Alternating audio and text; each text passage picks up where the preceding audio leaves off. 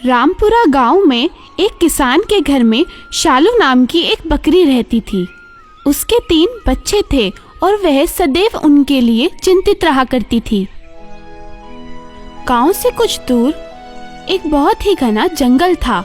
बकरी सोचा करती थी कहीं उसके बच्चे खेलते खेलते जंगल की तरफ ना चले जाएं।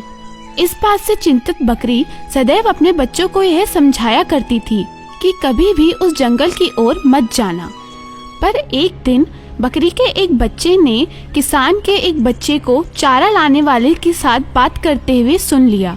उसने सुना कि चारा देने वाले ने यह बात कही है कि जंगल में चारों तरफ हरा हरा और मुलायम चारा खाने को मिलता है। यह बात सुनकर उस बकरी के बच्चे को चारों तरफ हरा हरा चारा दिखने लगा और वह मन ही मन उसे खाने के बारे में सोचने लगा। थोड़ी देर बाद वह चुपचाप जंगल की ओर निकल चला। जब शालू बकरी को इस बारे में पता चला तो वह बहुत ही घबरा गई और वह जंगल की ओर निकल पड़ी।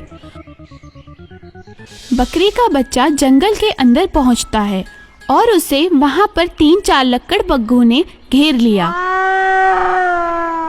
यह देखकर वह बच्चा बहुत ही घबरा गया और जोर जोर से चिल्लाने लगा। वह बच्चा डर के मारे अपनी माँ को याद करता है और उसे देखकर वह सारे लक्कड़बग्घे जोर जोर से हंसने लगते हैं। वाह, क्या ताजा ताजा बकरी है। काश ये 2-3 दिन पहले हमें मिली होती। क्यों? अरे बेवकूफ, 2-3 दिन पहले मेरा बर्थडे था। अगर उस दिन ये मिली होती तो मेरे बर्थडे की पार्टी और भी रंगीन हो जाती। कोई बात नहीं, बिलेटेड हैप्पी बर्थडे पार्टी। वाह, ऐसा लगता है हमारी बर्थडे पार्टी बहुत ही रंगीन होने वाली है।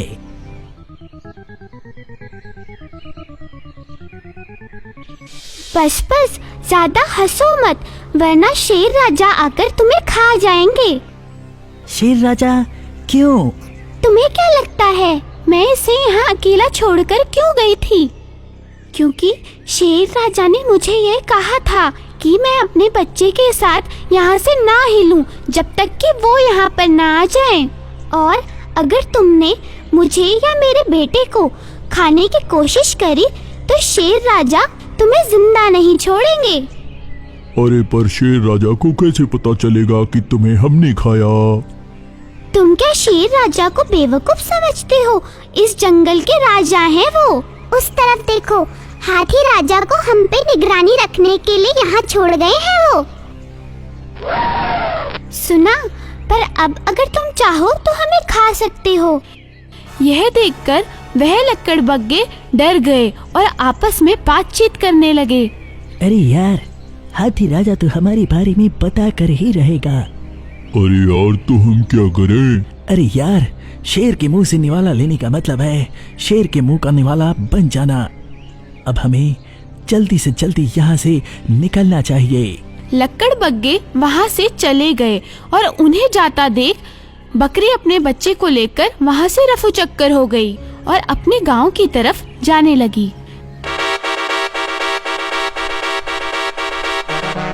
तभी उसे रास्ते में असली शेर मिल गया। शेर ने उन दोनों माँ बेटों को देखा और घुघाड़ता हुआ उनकी तरफ बढ़ने लगा। यह देख वह बच्चा अपनी माँ से लिपट गया।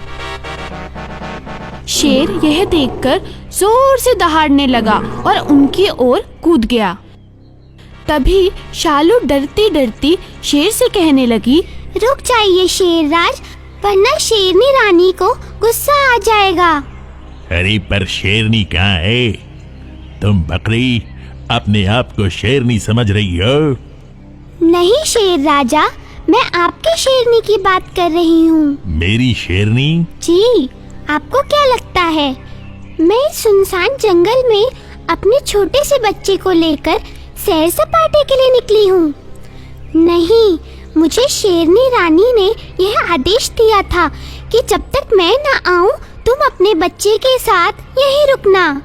उन्होंने मुझसे कहा कि आज मैं तुम्हें और तुम्हारे बच्चे को रात के खाने के लिए अपने साथ ले जाऊंगी। अरे पर मैं कैसे मान लूं? मत मानो, बाद में अगर शेरनी ने आपको डांटा तो इसकी जिम्मेदार मैं नहीं होंगी। फिर मत कहना कि मैंने बताया नहीं था। और अगर अभी भी मेरी बात झूठ लग रही है तो उस कौवे की ओर देखो। शेरनी रानी ने उस कौवे को मेरे लिए और मेरे बेटे के लिए यहाँ छोड़ा है। अगर हमने भागने की कोशिश करी या किसी ने हमारे साथ कुछ करने की कोशिश करी तो शेरनी रानी उसे छोड़ेगी नहीं। आप या तो कौवे को भगाकर देखो, अगर वो भाग जाए तो बताना। वो भागेगा ही नहीं क्योंकि रानी का हुक्म है। यह सुनकर वह शेर जोर जोर से दहाड़ने लगा ताकि वह कौवे को उस डाल से भगा सके। पर वो कौवा कहाँ भागने वाला था, वह एक डाल से दूसरी डाल पे बैठ जाता। यह सुनकर बकरी शेर से बोली, दहाड़ने का कोई फायदा नहीं शेरराज। कौवा शेरनी का हुक्म ना माने, ऐसा कभी हो सकता है क्या? सच कहा तुमने। कौवा तुम्हारी जासूसी के लिए ही है। देखो, वो यहाँ से नहीं जा रहा है, इसलिए तुम ठीक कह रही हो। तुम्हारी बात सच्ची है। अब शेरनी से पंगा कौन लेगा? यह बात कहता हुआ शेर खुशी से वहाँ से चला जाता है और बकरी अपने बच्चे को लेकर तेजी से अपने घर की ओर जाने लगती है। तभी अचानक उनके सामने शेरनी आ जाती है और शेरनी उन्हें देखकर जोर जोर से दहाड़ने लगती है। शेरनी को दहाड़ता देख बकरी का बच्चा डर के मारे अपनी माँ से फिर लिपट जाता है। अरे वाह, आज मेरे शेर राजा इन दोनों को खाकर बहुत खुश हो जाएंगे। अरे वाह, पति पत्नी हो तो आप जैसे एक दूसरे को हमेशा खुश करने पे लगे रहते हैं। क्या मतलब? मतलब ये कि रोज आप शेर के लिए शिकार ले जाती हैं, लेकिन आज शेर राजा ने आपके लिए शिकार ढूंढा है। तो किया क्यों नहीं? शेर राजा ने हमसे यह कहा कि एक बार शेरनी रानी को गुफा में आने दो, फिर उन्हें ताज़ा ताज़ा तुम्हें सौंप दूंगा। आज शेरनी को मेरी तरफ से यह तोहफा है। सच? शेर राजा आज मेरे बारे में ऐसा सोच रहे हैं? और क्या, आप एक बार गुफा की ओर जाओ तो सही, वह आकर मुझे ले जाएंगे। अच्छा, अगर मैं यहाँ से गई और तुम यहाँ से भाग गई तो? अरे, अभी तक मैं भागी क्या? और मैं भागूंगी भी कैसे? शेर राजा ने मेरे पीछे इस खरगोश को लगा रखा है। मैं जहाँ जाऊंगी यह खरगोश हमारे पीछे पीछे भागेगा और शेर राजा को बता देगा, है ना खरगोश?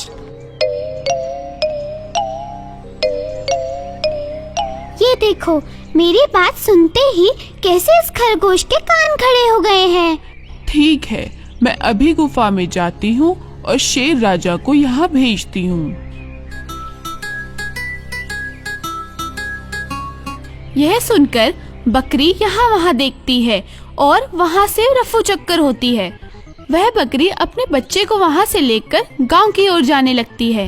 वह बकरी चलते चलते पीछे मुड़कर नहीं देखती और रामपुरा में अपने मालिक के घर जाकर ही दम लेती है।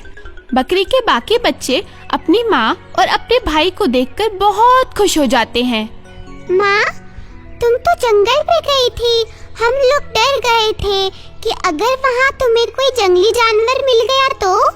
अरे मिलते क्या, बहुत सारे जानवर मिले थे, लकड़बग्गे, शेर व शेरनी। पर माँ मुझे सबसे बचा कर ले आई। अरे कैसे? माँ इतने सारे जानवरों से कैसे लड़े? बच्चों, लड़ने के लिए केवल ताकत की जरूरत ही नहीं, बुद्धि और धैर्य की भी जरूरत होती है। मेरी एक बात हमेशा ध्यान रखना मेरे बच्चों, मुसीबत के समय कभी घबराना नहीं। यदि दिमाग का सही इस्तेमाल किया जाए तो बड़े से बड़ी चुनौतियाँ भी हल हो जाती हैं।